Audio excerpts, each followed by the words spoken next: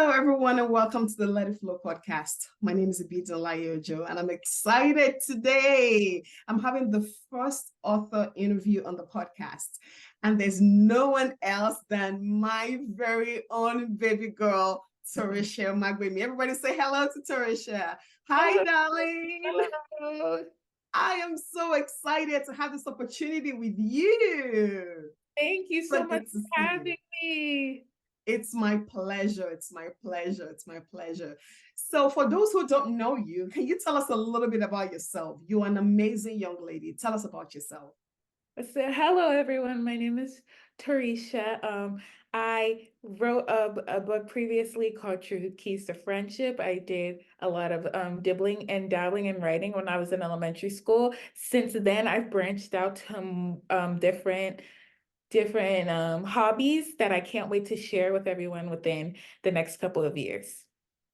Amazing. So that means not only are we going to get books from Tarisha, we're going to get more things coming from you. Absolutely, absolutely. That is amazing. I am delighted to have you here today. I'm So so let's talk about the book. True Keys to Friendship. This is my copy. Oh, that's your copy as well. That's amazing. So tell us about the book. What was the inspiration for this book? So actually, a lot of people don't know that this was actually a school project that my mom really was so happy with when I came home, when I brought it to her. She was so proud of me and she was so excited of the work that I had done. And so she was like, we should make this into a book. And that's exactly what she did. And that is where the inspiration for this came from. If this is a school project, baby girl, I can't wait to see all the other things you're working on. It's an amazing book. I really spent time reading it, and as an adult, I'm like, how did Tarisha know all this? How old were you when you wrote this? So I was 7. Oh my goodness, that's amazing. And that's an encouragement to all of our viewers out there. Your children are not too young. Of She course. wrote this book at the age of 7. Yes. Yes. So, do you remember a lot of things that happened before you decided to write this book or work on that class project? I think when I was in elementary school, I think always I've been very, what's the word, like attentive and just pay attention a lot. And a lot of these things that I wrote in the book about like braggers, being yourself, because a lot of people couldn't be themselves. Even at 7 years old, some people were trying to fit in with a certain group of people. So I noticed all those things, I observed all those things, and I even experienced some of those things myself. And so that's what I decided to write and put into the book. Oh my goodness. So, how did you learn about friendship at such an early age, Tarisha? Like I said, these were things that I experienced a lot on my school, but I think also being around. So I do have siblings, but I don't live with any of them. And so the only time I really got to interact with other people my age was when I went to school and to church and to different sports things like that. And so being that I didn't have any family at home, I was very excited to see people and I like to make a lot of friends. So that's how I learned about friendship so early. I was always talking to people because I was, very lonely at home, not having anyone here with me. So yeah. Well, so now tell us about your BFF. So, you dedicated the book to your best friend, Lamani Corbin. Tell us about your friend. So Lamani was my friend that I met in kindergarten, and it's actually really funny because Kindergarten? That's amazing. It's funny because initially when we met, we were not friends. And I remember that I had to go to aftercare in the morning because my mom had to go to work and it was back to school season. So it was going into the next year and I begged my mom, I was like, Mom, I don't want to go to aftercare because Lamani's gonna be there and I don't want to be in aftercare with Lamani because we weren't friends yet. And I just begged and begged my mom, I was like, no, I can't do it. But slowly over time, we just we became best friends, and it just so happened that we lived in the same neighborhood, and her sister would always come over. We'd be doing Just Dance on the TV, karaoke, playing board games, doing everything. And so I dedicated this book to her actually because at the time that this was being published, she was moving away. And so that was really sad to me, and she was one of my closest friends, and that's why I dedicated this book to her. Are you still in touch with her today? No, I'm actually not, unfortunately. We do call like here and there, but because it's been so many years, we've lost touch because the last time that we saw each other was fourth grade, so that's many years ago. So yeah, I hope you got a chance to give her a copy of the book at least. I'm not even sure. I'm not Oh, even you sure. need to send that to her. Yes. Yeah, because see, the whole world is getting to hear about her because you dedicated a book to her. So send her a copy of the book. All right, so now let's dive into the book. You shared 9 tips in the book. So do you want to share those tips with us, please, and walk us through what those are? So the title is True Keys to Friendship, and you shared 9 tips. Can you go over those tips with us, please? So the first tip in the book is troublemaking friends. And it basically says, don't be sad and even cry when you can't find a friend. Just try and try again.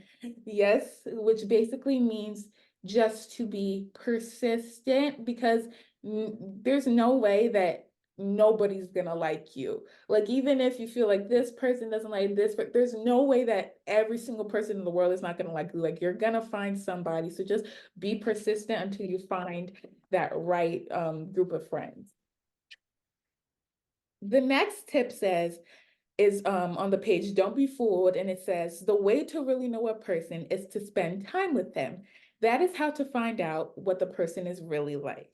So, especially now, um, I feel like maybe the older you get, the harder it is to make friends. So immediately you meet somebody you have a little bit in common with, and you're like, oh, this is my friend. But let's not be so quick to, be excited because you don't know what that person is really like until you really spend time with them. So that's what that is. Don't be fooled on the surface level, make sure you're spending time with people and truly learning about them before you trust them.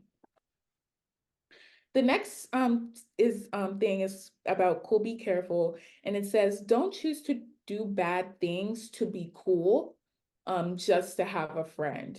So, people do bad things because again, they feel like, oh, I'm never gonna find a friend if I don't do this. If I don't do this, how am I gonna fit in? I already feel so lonely. But like I said, you know, there's always going to be people out there that are going to coincide with your beliefs. Just because the first couple of people you come along, they don't seem like, oh, I'm in the slums now, I don't have any friends. You have to be persistent to find that right person. So don't do terrible things just because you feel like you're never going to find a friend. It's never worth it in the long run. I'm sure we've all had friendships where because we really like the person, we might have done things that we regret. And so, make sure you assess your actions and you assess your friendships and what you're doing just to keep a friendship. I So am so impressed that you wrote all of this at 7. thank you The so lessons that we're all still learning. I'm still learning all these things you're sharing. much. Thank you so much. So The now next, we're up to the 4th tip, right? yes, the fourth one. It talks about being yourself, and it basically just says, don't worry about what people may think of you. Don't think too much about it yourself. Just be yourself and the right people will come along. If you're actually holding like a shadow, if you're holding a veil, a character, you're actually going to attract the wrong people. You're going to attract people to your surface level character and not who you truly are. So Listen, yeah. you want to be yourself at all times so you can attract the friends that will actually care about you for who you really are. So the fifth one talks about nicely is the key. Basically, it just says find a friend who is willing to be your best friend forever and treat them nicely. So this one, it says be nice even when your friend upsets you. There are kind people and mean people. This is basically just saying the golden rule that we've all heard, treat others how you want to be treated, so just because I know that our experiences can really shape us, like if you're just having like a really, really, really long day, maybe one little thing can push you over the edge. You could just start yelling and being rude, but you want to remember to treat others and treat your environment and treat everything how you would like to be treated. Because God will reward you for how you treat others. So remember that. That's so good. So the sixth one, I believe this is six, says keep Yes. secrets from a best friend isn't right. Also, secret telling isn't right. So, you know, there may be things you may not be comfortable sharing with your friends, but don't do things behind your best friend's back and then not tell them. And if somebody feels comfortable, like in this instance, maybe you're in elementary school and you tell your elementary school best friend, oh my goodness, I wore my shirt backwards today. Good thing nobody noticed. And your best friend's like, oh, good thing nobody noticed. And then your best friend goes to tell everybody, look at her, her shirt is on, her shirt is on backwards. So you just want to make sure that you are trusting in people how you would want them to trust in you. That's good. So again, just being yourself. And the seventh one talks about something that is really common, even though maybe the name braggers isn't really used as much. Boasting isn't maybe really a big word now, but bragging, like I remember a lot, something that's very still common now for elementary school children to do, say, I have a phone, I have a phone, I have a phone. And now everybody's saying that they have a phone because they want to be cool and they want to fit in and they want to show off and all those things. But those materialistic things really don't matter. Just because you have a phone doesn't mean, and it doesn't say anything about your character. You can have a phone and be the meanest person. You can have a phone and be the nicest person. So you don't want to flaunt about, having more money, Anything. Yeah. having more objects than anybody else, because it doesn't matter at the end of the day. Your character will speak for itself, and you bragging about things is gonna, attract people. I mean, not attract people towards you. So you want to make sure that you're not flaunting anything materialistic. Yeah, that definitely will put people off. Yeah, yeah. So the second to last one, so this is the Number eighth. 8. This one says a bestie's keepsake. It says you can make as many friends as you can keep. So you will hear a lot of people saying, oh, it's so hard for me to keep friends.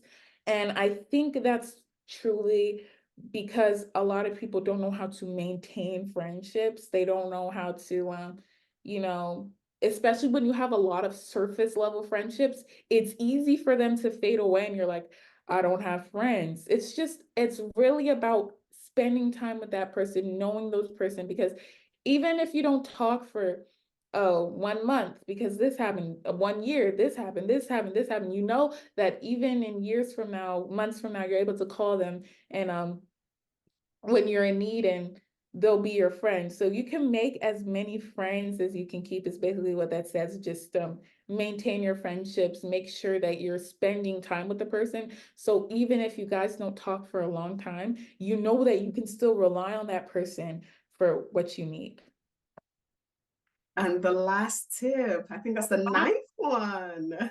Ninth one, the last one in the book, and says, never stop making new friends. You can make friends forever. So don't be secluded, because you don't, I've seen a lot of people say on social media, like, oh, I'm done making friends. 4 friends is enough for me. This is enough for me. And probably because, they had bad experiences with friendship. But again, don't let your life experiences manipulate you into, not missing out on really kingdom friendships. Don't let your life experiences let you be bitter, because that's exactly actually what the devil wants for you, to miss out on the friendship. So never stop making friends, never stop being open. There's so much you can learn from other people.